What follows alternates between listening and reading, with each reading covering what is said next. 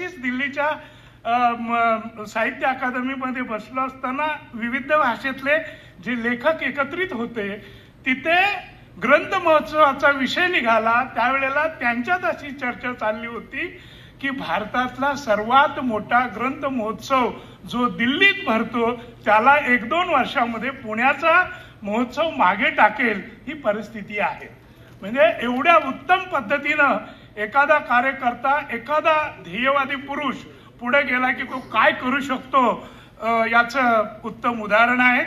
आणि म्हणून मी त्यांचं कौतुक करताना मी पुण्यात 1-2 ठिकाणी म्हणालो होतो की जे काम 100 देशपांडे करणार नाही ते एकटा पांडे करू शकतो. आणि परवा त्यांनी गेल्या महिन्यात मला गमतीनं फोन केला आणि ते म्हणाले, विश्वासराव तुम्हाला तुमचे शब्द बदलावे लागतील.